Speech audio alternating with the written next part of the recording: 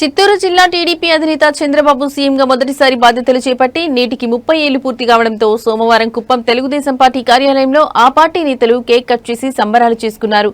ఈ సందర్భంగా APSRTC vice chairman Muniratnam మీడియాతో మాట్లాడుతూ విజనరీ లీడర్ నవ్యాంధ్ర నిర్మాత నారా చంద్రబాబు నాయుడు నాటి ఉమ్మడి ఆంధ్రప్రదేశ్ కు ముఖ్యమంత్రిగా పదవీ బాధ్యతలు చేపట్టి నేటికి 30 ఏళ్లు పూర్తి చేసుకున్న సందర్భంగా ఆయనకు అభినందనలు శుభాకాంక్షలు తెలిపారు.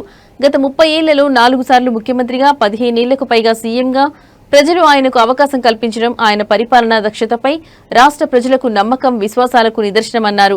20 ఏళ్ల క్రితం విజన్ 2020 అన్న నేడు స్వర్ణాంధ్ర 2047 అన్న అది చంద్రబాబు ముందు చూపుకు నిదర్శనమన్నారు. ఈ 5 దశాబ్దాల విశ్రాంతి సుదీర్ఘ ప్రయాణంలో ప్రతి అడుగులో ఆయన చూపిన క్రమశిక్షణ, శ్రమ, నిరంతర పోరాటం, సమర్థ నాయకత్వం సదా ఆదర్శప్రాయమని కొనియాడారు.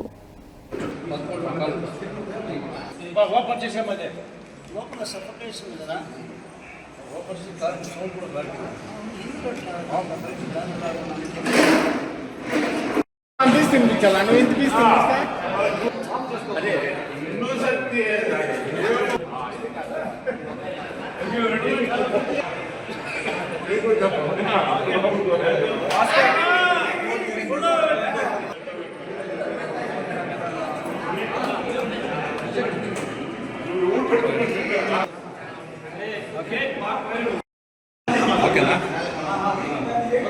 ఉన్నాపా పిన్నాడు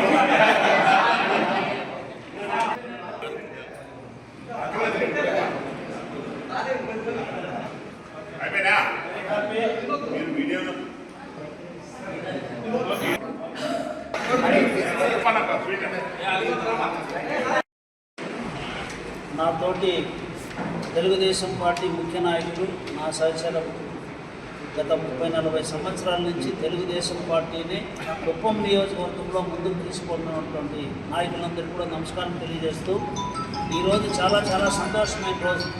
చాలా విషయాలు జరుగుతున్నాయి ఈ మధ్యలో. అందులో అన్నిటికంటే ఇప్పుడు నారా చంద్రబాబు నాయుడు గారు మా ప్రియతమ నాయకులు, తెలుగుదేశం పార్టీ అధ్యక్షులు, కుప్పం ఎమ్మెల్యేగా 8 సార్లు గెలిచి ఘన చరిత్ర సృష్టించినటువంటి నారా చంద్రబాబు నాయుడు గారు కుప్పంలో ప్రతి ఒక్క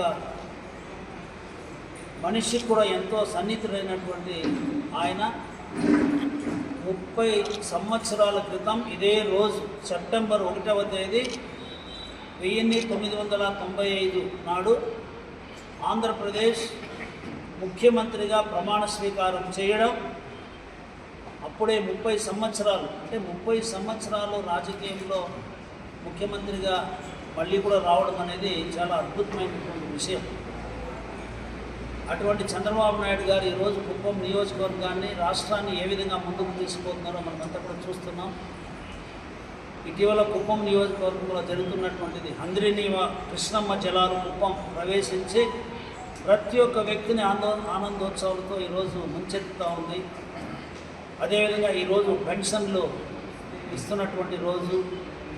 అదేవిధంగా ఇప్పుడే స్మార్ట్ రేషన్ కార్డులు చాలా వినూత్నమైన పద్ధతిలో ఒక సాంకేతికతను దానికి జోడించి క్యూఆర్ కోడ్ను కూడా పెట్టి ఎక్కడైనా తీసుకునే విధంగా వాళ్ళకు ఏదైతే రేషన్ కార్డు హోల్డర్ ఉన్నారో వాళ్ళు ఎక్కడైనా కూడా వాళ్ళ సరుకులు, నిత్యావసర సరుకులు తీసుకునేటువంటి సౌకర్యం కల్పిస్తూ ఒక వినూత్నమైన పద్ధతిలో చేయడం, ఈరోజు అద్భుతాలు కూడా జరుగుతున్నాయి.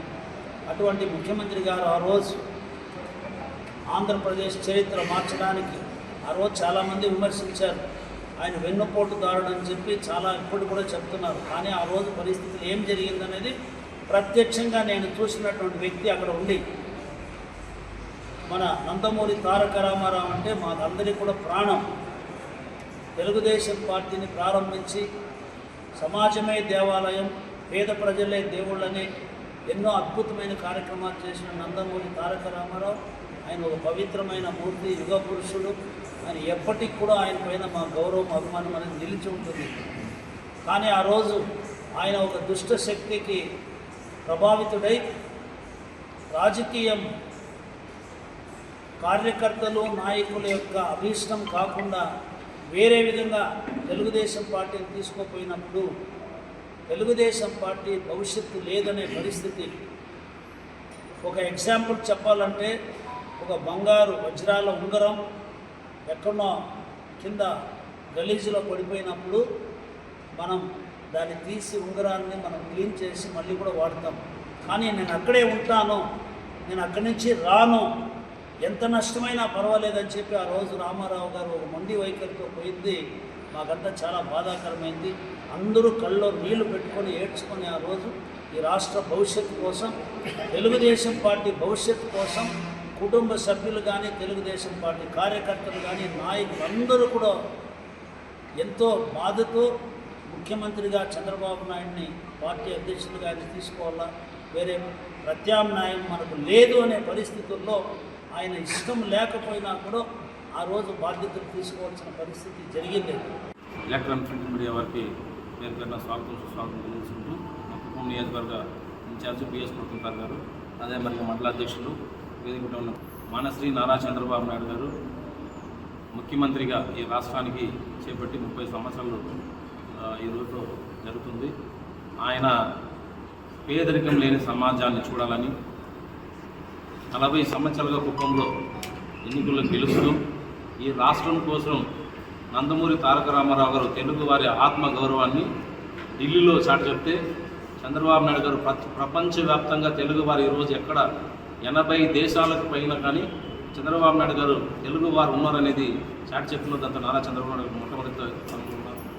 అదే మాదిరిగా ఆయన చేసిన సంస్కరణలు ఒకసారి చూస్తే జన్మభూమి, శ్రమదానం, నీరు చెట్టు, పచ్చదనం, పరిశుభ్రత అనేక కార్యక్రమాలు తీసుకొచ్చి ఈరోజు ప్రజలకు సంక్షేమం కానీ అభివృద్ధి కానీ రెండు వైపులా చేస్తూ అనేక ఒడిదుడుకులు ఆయన జీవితంలో చూస్తే ప్రతిరోజు కూడా ఈ రాష్ట్ర ప్రజలు కానీ తెలుగు వారు ఎక్కడున్నా బాగుండాలనే ఉద్దేశంతో ప్రతిరోజు కూడా ఆయన కష్టపడుతున్న విధానం చూస్తే అనేక ఇబ్బందులు కలిగి ప్రతిపక్షంలో ఉన్న, అధికార పక్షంలో ఉన్న, సీఎంగా ఉన్న, ప్రతిపక్షంలో ఉన్న, ఎప్పుడు ఉన్న ప్రజల కోసం ఆలోచించి ప్రజల మేలు కోసం